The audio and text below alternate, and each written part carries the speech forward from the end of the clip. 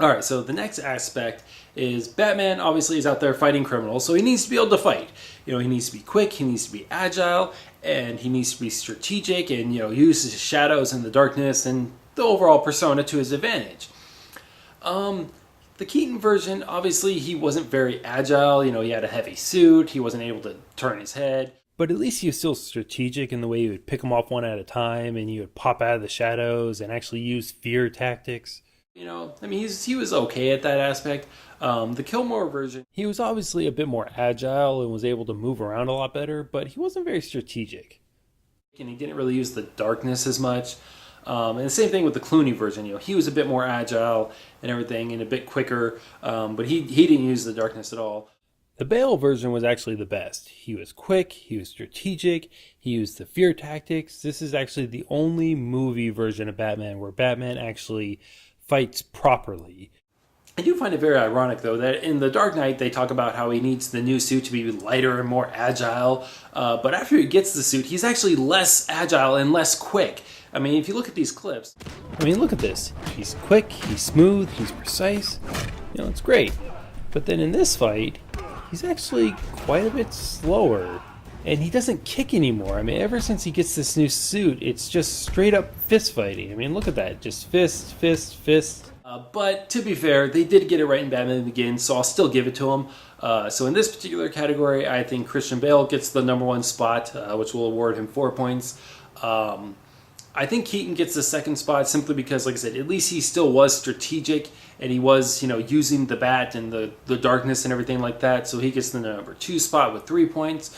Val Kilmer will get the number 3 spot with 2 points, and Clooney gets last once again with 1 point. Alright, so the next aspect is Batman is a detective. So obviously a big part of his job, requires getting information from people, interrogating people. To be fair, the Christian Bale, like in Batman Begins and The Dark Knight, are really the only Batman movies where this was even incorporated at all, where it was even written in the script. He never interrogates anyone in any of the other Batman films, so sadly I kind of got to give Bale this one by default. So he gets 4 points in this category. I would say Keaton would come in second simply because there is that scene in the first Batman where he's got the thug hanging off the ledge. And he's not trying to get information, but at least he's instilling fear. So I'll go ahead and give him the second spot for that. Kilmore will go ahead and get the third spot simply because, again, at least there was that one scene where Robin's kind of being attacked by everyone and then everyone scatters once they see Batman. So at least there's still the fear element there a little bit. And then Clooney gets last place once again. I'm going to go ahead and take a brief break here because those first 4 things I listed off are pretty universal. I think just about every Batman fan would agree that Batman should be confident, intelligent, and untrusting. I think pretty much every Batman fan would agree that Bruce Wayne and Batman should be portrayed differently. I think pretty much every Batman fan would agree that he should be agile and very strategic. And I think pretty much every Batman fan would agree that he needs to instill fear. Those are 4 pretty universal things. The next 2 I have on my list are just kind of my personal preferences. So I'm going to go and take a brief break and add up what we have so far. And so far, we have Keaton in the number 1 spot with a total score of 14. We have Val Kilmer in the second spot with a total score of 10. We have Christian Bale in the third spot with a total score of 9. And we have George Clooney in last place with a total score of 6. So, that's where we stand now. I'm going to go ahead and do the other 2 things. The next thing on my list is, no matter how you slice it, what Batman's doing is kind of crazy. And I like interpretations of Batman, particularly the Frank Miller version of Batman, where he kind of gets those sick, twisted smiles on his face, or he'll break the thug's arm and he'll kind of laugh about it. And like Frank Miller's Batman and Robin, he actually laughs as he's breaking the thug's arm because he enjoys it so much. And just those little things here and there. Again, I don't think Batman should be like a raving lunatic, but I do like it when he seems to be a little bit crazy. Those twisted smiles, that look of enjoyment. Even when he's calm and collected, there's still that sense of this guy's just not quite right. And again, I don't think it should be there all the time. I think it should be kind of like a little subtle thing, and it should be something that just comes out every once in a while. But I do think it makes the character more interesting, and I do think it makes sense because, like I said, what he's doing is crazy, so it kind of makes sense that he would be at least a little bit crazy. I think the Keaton version is really the only one where this was even in there. The next thing is I like it when Batman kind of has a sense of humor, but like in a kind of messed up way. Again, I think the Keaton version was the only one who had it in like a messed up way, like the scene where he tells Vicky Vale, like you weigh a little more than 108, or like when Max Schreck is like all thanking him, like oh thank you, and he's just pushing him, like shut up, like the little things like that, like where you kind of giggle even though it's a little messed up. The other versions of Batman were funny, like the Kilmore, the Clooney, and the Bale version. They were all kind of funny here and there, but it was more like a goofy funny. And not completely goofy, but like I said, it wasn't really like messed up. It was just kind of like, huh, like you could laugh without feeling bad about it. This one, you kind of laugh, but you kind of feel bad at the same time. I like it when Batman has a sense of humor like that. Again, I think it makes sense. I think it makes the character more interesting, and it makes sense. Since the other interpretations of Batman didn't have either of these two aspects, I'll just give Keaton 1 point each, which will make his total 16. As of right now, I think that Keaton has been the best Batman so far. But the real question is, how do I think Ben Affleck's going to do? It's a little hard to say simply because we don't know the story yet, but there are certain things that we could kind of predict or whatever. Like for instance, in category number 1, if he's going up against Superman, he's going to have to be smart. Because as much as I love Batman, there is no way in hell Batman is going to have any chance against Superman in a straight up fist fight. No way. It's not going to happen. So if he's facing Superman, he's going to have to be smart, he's going to have to be confident, and he's going to have to be at least somewhat untrusting. Because again, the conflict's got to come from somewhere. So I'm sure all those elements will be there. The real question is, how do I think Ben Affleck will be able to portray them? Well, in terms of being untrusting, that's not really a difficult thing to do, so I'm sure he'll do fine. As far as, planning ahead and being clever, that really depends more on the writing. As long as you're not like a complete piece of crap actor, you can pull it off as long as the writing's good. Confident, we know Ben Affleck's got a buttload of that. I'm no doubt in my mind this Batman is going to be a very confident Batman. I don't think he's going to have the intensity of Keaton, though.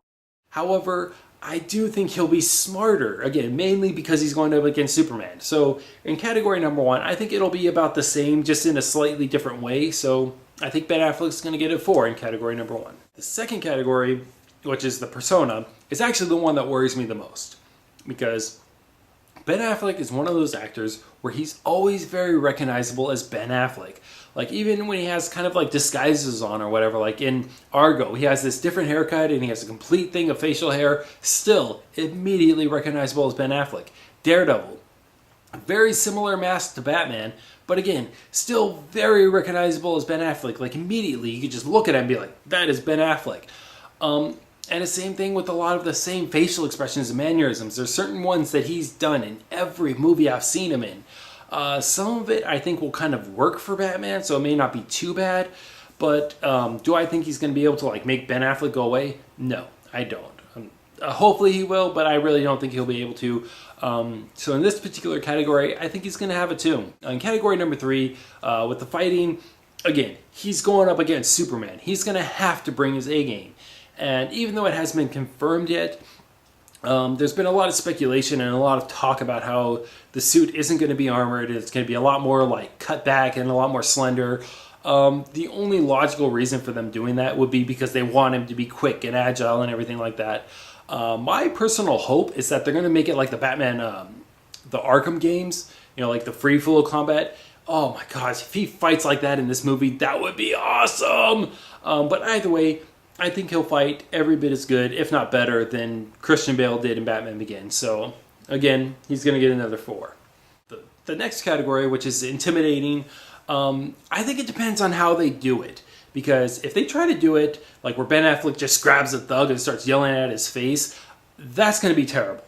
But in the animated series, the way Kevin Conroy would do it, there was some times where he would yell and raise his voice and everything. But there's also times where he would just speak kind of quietly, and he would just have this tone, like, he would say something like, go ahead, lie to me. Just something like that. And to me, that is like the scariest thing, is like when the guy just sounds so sure that you are going to tell him what he wants to know. I mean, to me, that's what's creepy. You know, I mean, if I was being intimidated by someone, that's like the creepiest thing someone could do to me, is just have so much confidence and just have that absolute belief in their voice that I am going to do whatever they want. That's scary. And again, even though it hasn't been confirmed, there's been a lot of speculation that they're going to use a voice changer for Ben Affleck, which I think would be a great idea. I think it makes total sense for the character. So it's really just dependent on how this is written. If they go that route, like I said, where it's a bit more subtle and just a bit more creepy, like, tell me what I want to know. You know, I'm probably not doing it that great, but if they go that route, I think Ben Affleck will be able to do it, and I think that'd be the smartest route for them to go, and I think it would be really good. Another 4. When it comes to category number 5, when it comes to being a little bit crazy, I don't know if that's going to be even written in the script. Probably won't. For some reason, I just really have a feeling it's just not even going to be, they're just not even going to try to go that route. Even if they do, I don't think Ben Affleck will be able to do it. Unfortunately, I have zero confidence in him being like a subtle, crazy person. I just don't see it happening. Every time he's tried to be like really loud or just crazy or anything like that, he's failed miserably. So I just really don't think that that's going to work for him. However, the sense of humor thing, I do think will be really good. You know, Ben Affleck is very, you know, he is good at comedy. He is good at humor. He is good at being kind of fucked up and everything like that. So again, I don't know if it's going to be there, but if it is, I think he'll do really well. So anyways, if you add all that together, you get a total score of 15, which is 1 point below Keaton. So I think Keaton has been the best so far, and in all honesty, I think it's going to stay that way. I'm really hoping I'm wrong, though. I'm really hoping that somehow Ben Affleck will be able to pull this off and just completely shock everyone and actually be the best Batman ever. And I'm not completely ruling it out. I do think it is possible, but my honest prediction and just what my gut's telling me is that this isn't going to be horrible. It's going to be pretty good, just not quite as good as Keaton, but I do think he'll be better than Kilmore, Clooney, or Bale. So we'll see what happens. In the meantime, I'm that guy with a different opinion. Hope you enjoyed this video review. Check out more.